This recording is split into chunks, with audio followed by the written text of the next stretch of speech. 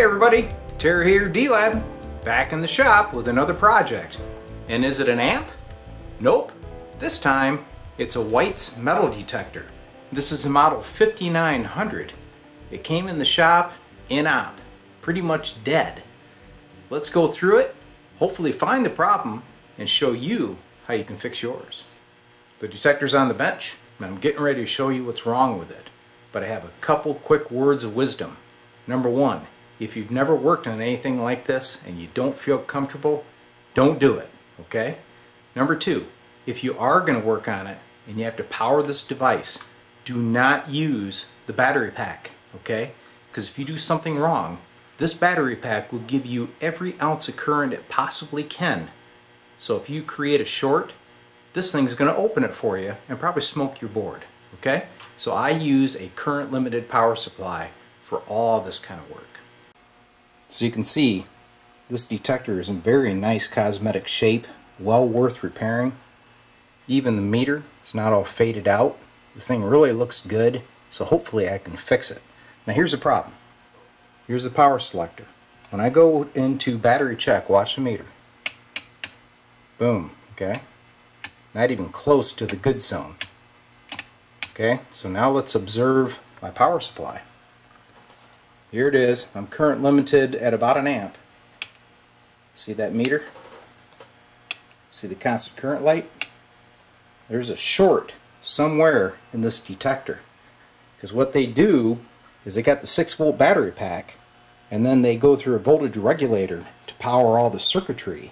So something past the regulator itself must be shorted. So here's the circuit board, and you can see there's no hot spots. It looks really good.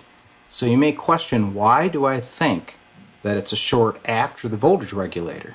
Well, the reason is, if it was a direct short, my amp meter on this power supply would just peg out, we'd have no voltage, and that meter wouldn't read.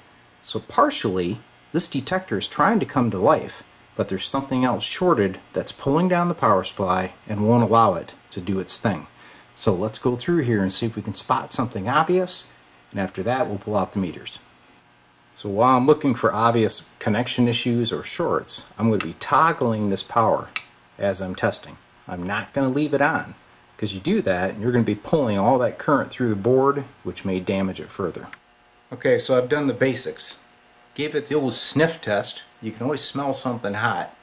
And I looked over the board with a magnifying glass and I don't see any signs of damage. So the next step is I'm going to remove the board from the case here and give it a topside inspection, and we'll go from there. Topside inspection is complete. I don't see anything out of the ordinary. It looks great. Okay, so since we're on the search for the short, the first thing I'm going to do is a little process of elimination. I've got this little daughter board on the back side and it just plugs in.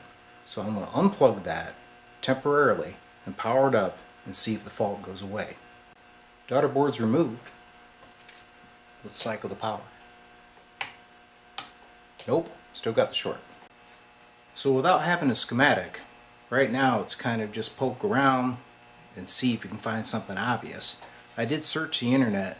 There's no information out there that I could find to repair these things. So I'm going to use an old trick that I learned back in the good old days. It's called turn it on, let it draw current, and whatever's drawing current is going to heat up, right? That current's got to go somewhere. So let's see if we can find a hot cap, hot chip, whatever it may be. Maybe some resistors are going to burn my little finger, but I'll find out where that current is going. We're powered up. Here's the board. You can see on the power supply we still have the current problem, okay? I'm just going to take my finger and feel these chips. All these are cool as a cucumber. The two audio output chips are right here. They're LM358s. Cool as a cucumber. I'm not feeling any heat at all on anything. But somewhere we've got current draw. So my poking around revealed something. Right here, D7, which is next to U20. It's hot enough I can't keep my finger on him.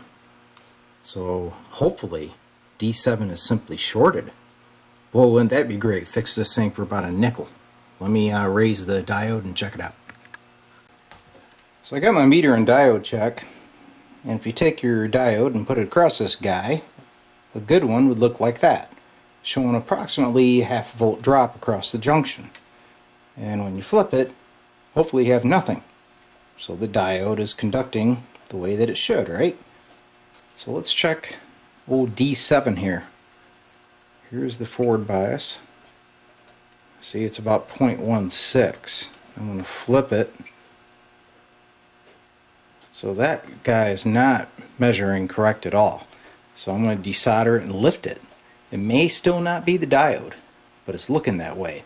But it could be this chip next to it. Something in this area, though, is our troublemaker. Alright, so I raised one leg of the diode. So let's redo the old diode check.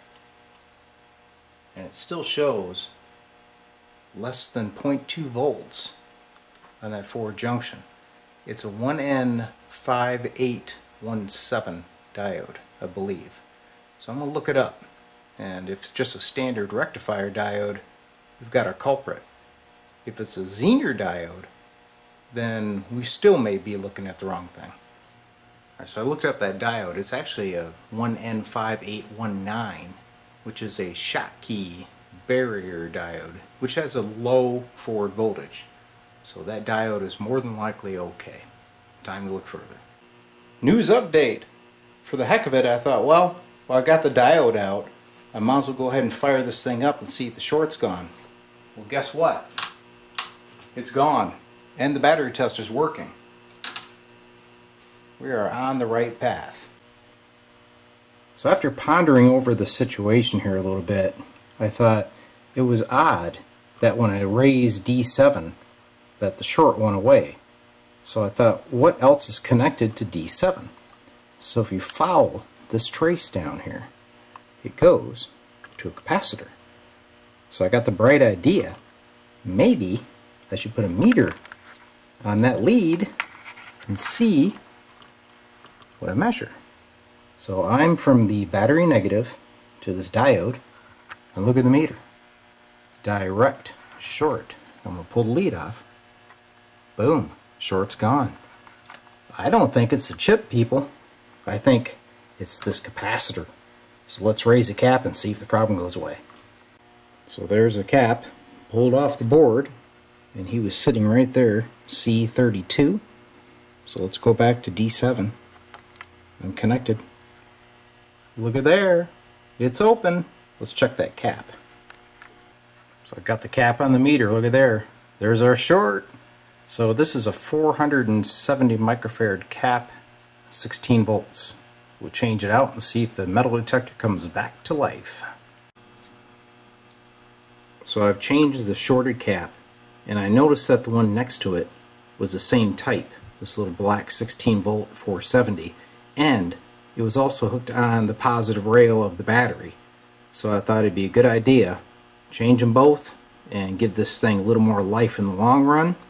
What you have to be careful of is the height of these caps. You can see the 25s are much higher, but they just clear the mounting nut here, so the cabinet will still go on. Okay, everybody, moment of truth. I've got it sitting here in position. You can see the meter, my power supply over here. Turn her on. I hear a little tone. Let's check the battery. Boom. Looks like we have a success. I'm going to put it back together and we'll test it out. Alright, moment of truth. Got her on. Here's a quarter. Quarter. It's working great.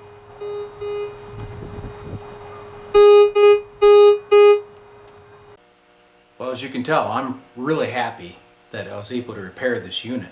This is the first model like this that I've worked on.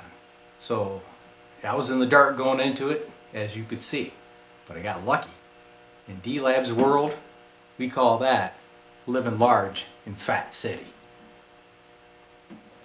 Hope some of these little tech tips are handy for you if you run across the same situation. Thanks.